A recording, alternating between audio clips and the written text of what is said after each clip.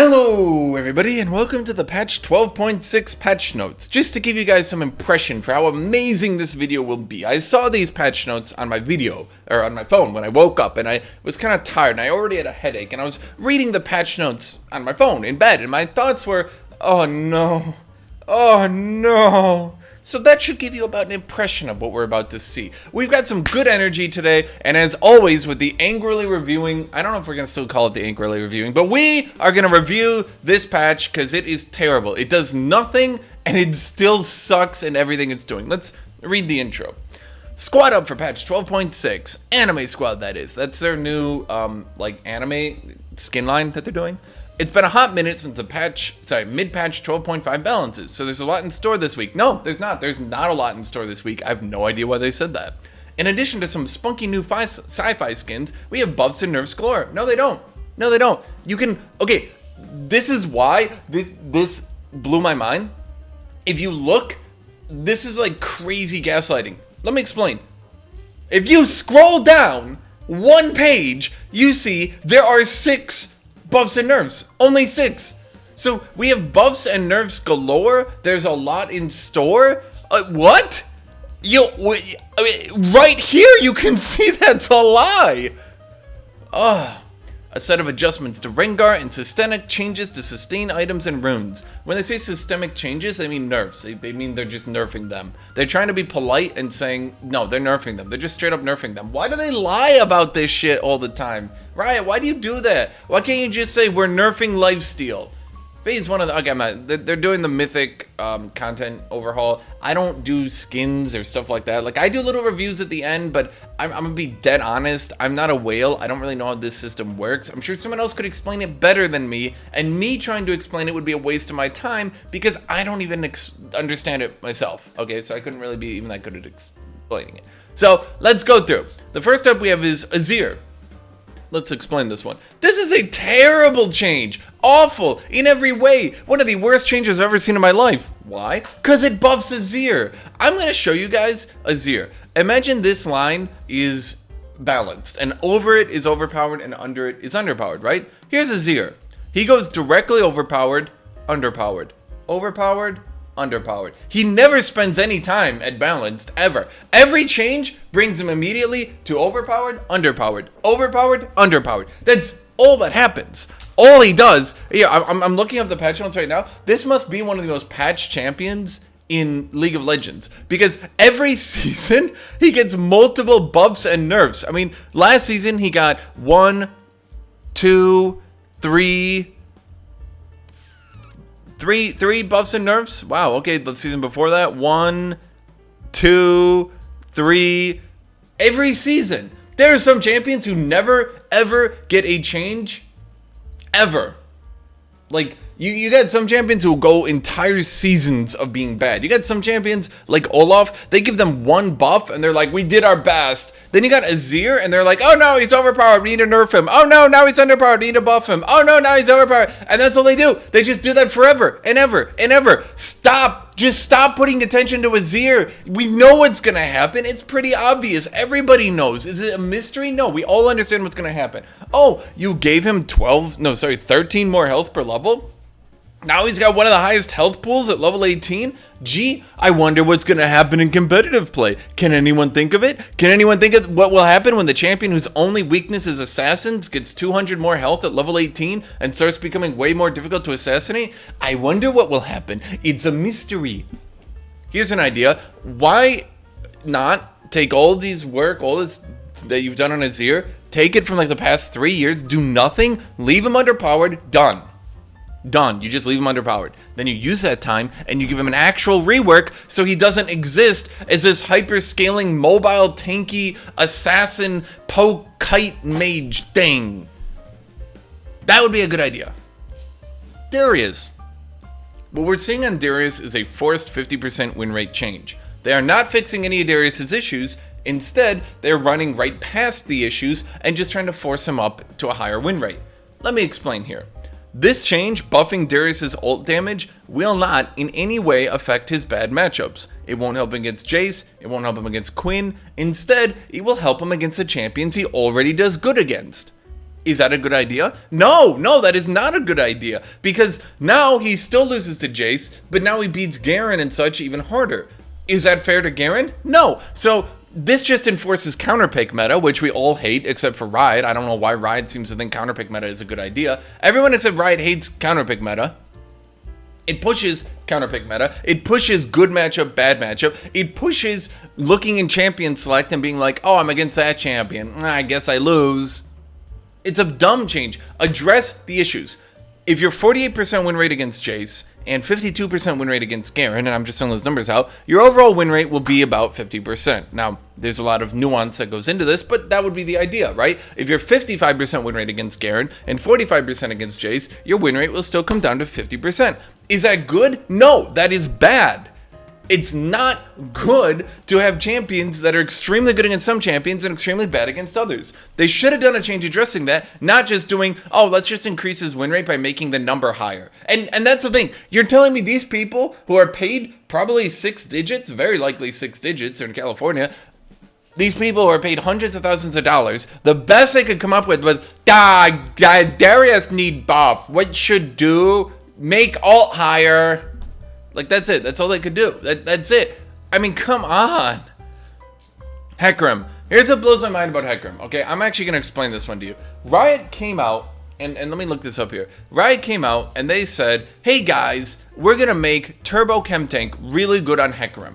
It's going to be a tanky item, and it's going to be fantastic on Hecarim. When he takes damage, he'll fill the chem tank and do damage. And that damage will do bonus damage based on the movement speed, which Hecarim loves. Wow, this item will be absolutely amazing for Hecarim. It also gives a lot of ability haste, which Hecarim loves for his Q. So what did Riot do? Did they say, wow, this item scales too well on Hecarim. We should adjust some of the stats so it doesn't scale so good on him? No, they turned around and they said, oh my god, guys, you don't understand. When we made Turbo Chem Tank the perfect tank item for Hecarim, now Tankarim is taking over pro play. Who could have seen it coming? It was so unexpected. No one could have predicted it. I think some people might have predicted it, that the tank item you made perfect for Hecarim might have been good on tank Hecarim. Do you think, Riot? I mean, it flows. It makes sense to me. Make a perfect tank item. Now that tank item is really good. Ta-da! Did this really trick a rocket scientist? So his Q damage is going down a pretty significant amount. His E damage is also going down a pretty significant amount.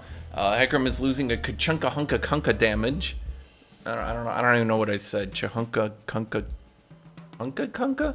Anyway, yeah, that's what they're doing. I don't know. I mean, it's obvious that Turbo Chem Tank will still be his best item. That's pretty obvious. But now he'll be weaker. So does that really accomplish anything? I don't think so. I don't think it really does anything. It just makes him stronger. Or I guess in this case it makes him weaker. Buffing Turbo Chem Tank made him stronger. Now this made him weaker. So, okay, whatever. Illaoi is getting hella bug fixes and stuff. They're allowing her to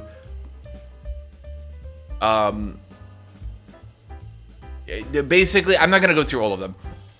Illaoi's getting a bunch of quality of life buffs and a bunch of bug fixes.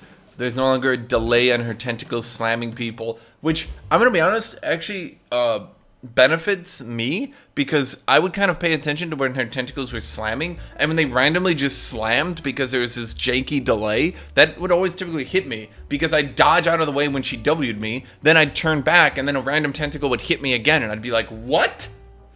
So they added some spell queuing, bunch of bug fixes. All in all, yeah, I mean, I don't really understand what this one means. Leap of Faith, no cast with Illaoi facing towards your cursor, allowing for more favorable tentacle spawn locations. I don't really understand the implications of this, and I don't really like talking about things that I don't really understand, because then I just look dumb. So I'm going to skip past this. Jax! They're buffing Jax. Buffing his base health and his damage on his W. Why? Because Jax is a stat check champion, so we're going to buff his stat checking. Wait, what? Okay, so once again, let's bring up the old win rate of Rooney. He's 13th highest pick rate, 49% win rate at Plat. At Masters, he is the 9th highest pick rate with a 50.72% win rate. That means, in all likeliness, Jax will 100% be overpowered next patch. I guarantee he will be 51%. He'll probably be in the top 5. Why did they buff these stat checking? Because you see, guys, Riven does really good into Jax, and Riven is getting a new skin. So despite the fact that Riven has been broken as shit for 19 patches now, we literally cannot nerf Riven. It cannot be done. There is no feasible way as a company we could nerf Riven. How could we? She's got a skin coming out. Do you guys want to see her skin? Let's go look at her skin. Right here. Battle Bunny Riven. Wow. Wow, Riot. Wow. So it really does make sense that she's 53%. 53%. 53%. So what do we do as a company? We are too dumb to acknowledge that Riven absolutely blows Jax out of the water and just annihilates him with 0 counterplay. Just an absolute massacre of a matchup. So we can't nerf Riven, so we'll buff Jax. Because why? Because I don't know. This is so stupid. I literally just can't even make a joke. It's like they don't have object perseverance. They're like, oh wow, Riven's overpowered. Oh wow, Riven destroys Jax. Then they just like zone out. They're just like, and they're like, oh, Jax is underpowered. We need to buff him now. He's not underpowered. Not by any stretch of the imagination is he underpowered. In fact, here, let me go look. I'm going to go look here because I want to see one thing real quick. If we go to Korea and we go to top lane in Korea, we can see Jax doing fine.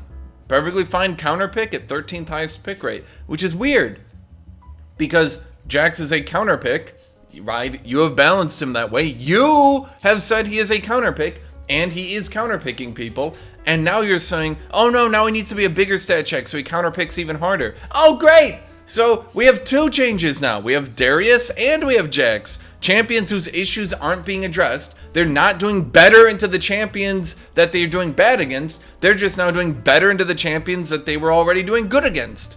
Great, so they're even more of counterpicks. That's exactly what I wanted. That's, wow, it's so perfect. That, oh god, I love counterpick meta! Nidalee, she's getting some mana cost reduced, and that's like it. Yeah, so her heal's gonna have longer range, lower mana cost. Her W is gonna have lower mana cost, and her pounce is gonna have a bigger AoE. I'll be dead honest, I mean, I guess the one Nidalee top laner in the world might like this. I guess the cast range on her heal kind of matters, right? Other than that, yeah. Okay. Rengar. Okay, let me explain Rengar. In true Riot fashion, the amount of distance he could get out of a brush and still jump was straight random. Yes, you heard me right. The amount of time he could get out of a brush and jump at someone was straight random. It was from 0.3 to 0.45 seconds. That's it.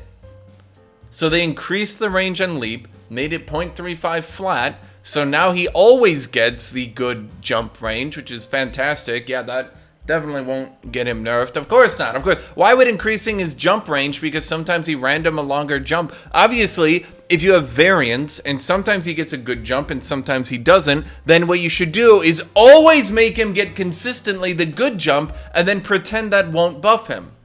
Of course. They've got a bunch of other changes here. I don't really want to go through all of them because they're not really that exciting. They're mostly just trying to lower his skill cap a little bit. For the most part, that's really what they're doing. They're trying to lower his skill cap, trying to make him a little bit easier. He can Q turrets now for bonus damage, which is interesting because he's already one of the best turret killers.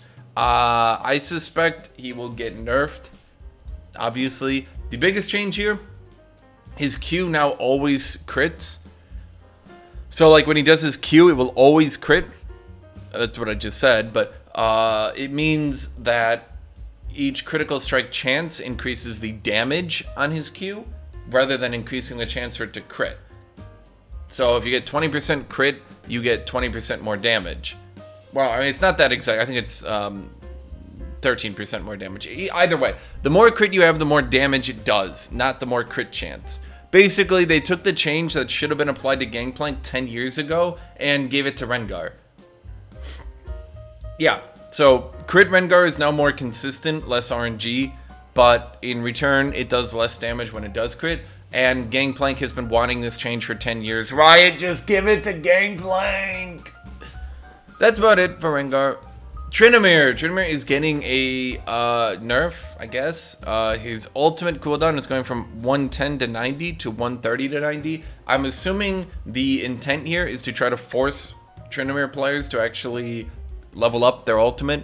For those who don't know, most Tryndamere players do not level up their ultimate. They put 1 point into it because it only went down 20 seconds cooldown. So that seems to be what they're going for here. They just want Tryndamere players to actually put points in their ultimate, and it's also a nerf because in the early game, this means, particularly because he doesn't rush ability haste, when 30 seconds cooldown is pretty long, it means that there's a lot more time for opponents to play in between his ult cooldowns. In addition, the cooldown reduction per critical strike on his E has gone to 1.5 from 2. This affects him early to mid game, but I think people have tested it in the late game.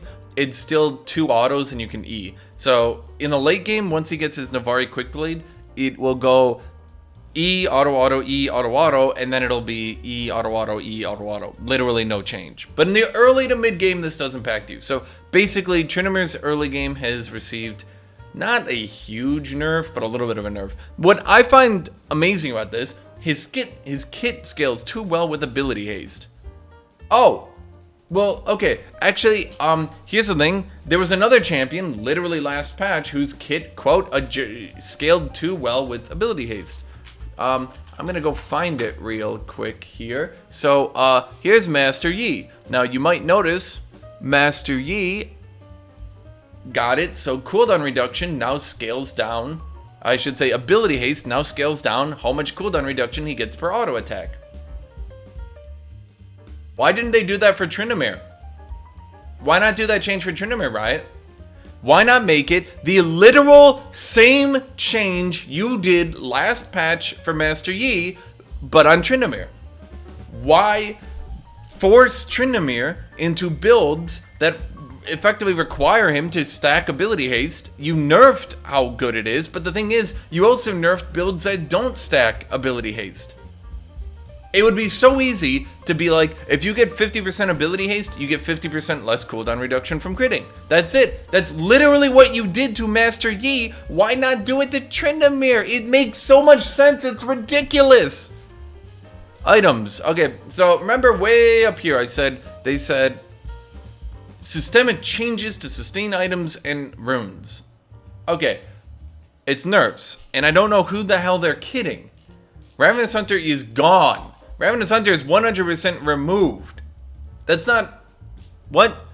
Instead you have Treasure Hunter. Gain 70 gold when you claim a Bounty Hunter stack. This bounty is increased by 20 gold for each Bounty Hunter stack. I don't know how much this maths out to. I think it's like 400 or 500 gold. I think it's about 500. I don't know. I haven't done the math. I could probably do the math, but now I'm stubbornly not doing the math in my head despite the fact that I could. I'm not doing it to prove to Riot that I don't know math. So yeah, Ravenous Hunter's gone. It got nerfed into the ground. It was already terrible. It was only usable on like 3 champions. They're effectively just putting it out of its misery.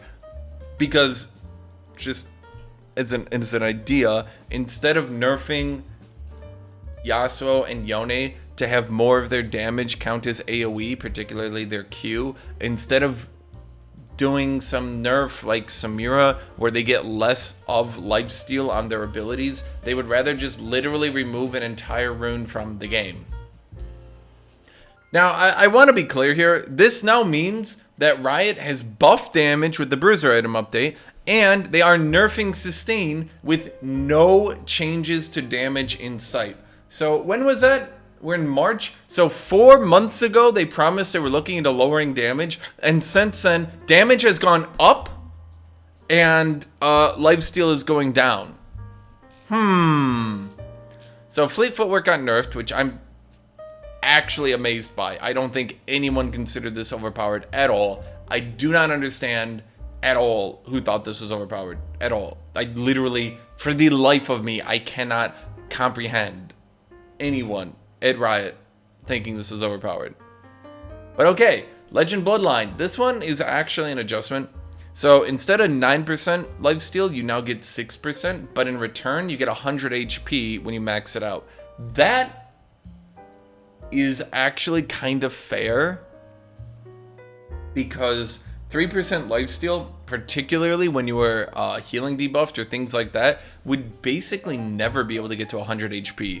Throughout a fight, if you're murdering an entire team, I guess, but yeah. So it gets less healing on minion waves, and it gets less healing in team fights, but in return, you get 100 HP if you maxed it out. So I actually think that's a fair trade-off. I actually think this is like one of the only changes in this patch where I'm like, oh, okay, that actually seems kind of fair. Yeah, no, I get behind this. I'm like, oh, okay, yeah. Oh, yeah. Mythic content overhaul. Let's be clear, I don't understand anything about this. I just know Aatrox is getting his new Mythic skin, or Prestige skin, or whatever it's called. And that one looks really cool, so yeah, that's my opinion. I don't know anything about this. If you want to get someone's opinion on this, get someone's opinion on this who actually knows what they're doing. I don't know anything about this. Okay. Commemorative Prestige skins. Yeah, okay. To recognize a higher investment required to obtain Prestige skins in 2018 and 2019, players who own these skins before patch 12.5 will receive additional exclusive 2022 editions of these skins. Commemorative Prestige skins will never be available via shops, loot, or rerolls, which I disagree with. I'm literally getting the Prestige Aatrox, and I promise you, it is unfair that other people can't get it. It looks really cool. It is dumb. And I promise you, at some point in the future, I mean, it was 2018 to 2022. So maybe in 2026, they're going to say, hey guys, we're going to let you get the commemorative prestige skins now. And then what do? Do they put out a super commemorative prestige skin? Like, where does it end? Just let everyone get everything. Not like, just make it hard, make it difficult, but let people get them. It doesn't make any sense to me why you're just being a dick. You're being a dick and not letting people get it. That's dumb. Just let people, if they want to get on these skins, just let them. It's fine. I mean, ugh, whatever. Yeah, whatever. I don't know any of these. On the bug fixes. So, here was a major bug fix nerf that, this should honestly be this should be up on the patch notes, because this is actually considerable. Okay, let me read this one out to you. Fix a bug where Janna's W Zephyr range had incorrectly reverted to edge of edge. It has been restored and now casts from center to center. Just to be clear, I think a champion's edge to edge is somewhere from 70, it's 60 to 100. I think some champions can get larger than that. In other words, edge to edge at the very minimum. I don't know how big Janna's hitbox is, but if she has the smallest hitbox in the game and she was hitting the smallest hitbox in the game, that means she was getting 120 bonus range. If I'm reading this right. So this means that Janna's W, let me bring her up here. That's her slow, by the way, her big slow thing that she does. Her W currently has a 650 range. So when they nerf this, her W is not going to be a long range ability at all. It'll have the same range as Jax's Leap Strike, just as an example. As of right now, this ability gets casted very long. And Janna was considerably overpowered. Let me look that up for you. Janna was considerably overpowered for a very, very long time. If we go to support, we can see Janna over here, 54%. So this is a considerable nerf, particularly against some champions like Cho'Gath or Sion. She now no longer has to reach the edge of your champion. She now has to reach the center of your champion. So doing things like Iceborne, Gauntlet, Cho'Gath, Mega Big Dude, she can't just W you from across the map. She now needs to run up pretty damn close to you. This is actually, again, this is a very large nerf to Janna. Fix the bug where if Tahm Kench R devoured an allied Senna while she was inside her Curse of the Black Mist, both champions would disappear from enemy's view. So basically, Tahm Kench could pull a JoJo's and he could eat Senna, who made him invisible, and then they were both invisible, and then they just walked away. Yeah, that was a thing. That was really a thing that actually happened. Yeah. So for skins, we have Battle Bunny Prime Ribbon. Let me close my camera so you guys can see this one. Okay, I don't know why it's not. Oh, that was weird. It was not going to be. So we had Battle Bunny Riven, but now we have second Battle Bunny Riven. Remember when I said 53% win rate? Yes, now we have 2 Battle Bunny Riven skins. Good job, Riot. Battle Bunny Misfortune. It's Misfortune if she was a Battle Bunny. I don't know. I'm not gonna go out of my way to insult this. I'm sorry if you guys want me to sit here and shit on this stuff nonstop. These actually do look pretty nice, I'll be honest, and I don't really feel the need to sit here and shit on them. I do obviously take issue with the Riven getting a skin while being blatantly overpowered 3 patches in a row, but you know, yeah. Battle Bat Vayne, Battle Wolf Silas. I'm not okay. These ones, like, okay, I feel like the Riven one isn't actually that great. Now that I'm kind of thinking about it, the Misfortune one looks really good, but these ones just seem. I don't really know what art direction they're going with. It just seems like it's just like what is going on here? They're not really that anime, but they're trying to go anime, but they're also, it's like they tried to mix Gurren Lagann with like a bunch of other stuff, and it's coming off super weird, and I'm not really, this skin line was hyped up as hell, and I'm not really sure it's that great of a skin line.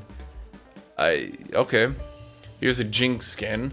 I don't really know what to say about it. It doesn't look that particularly good. I guess it's, what if Jinx was blonde?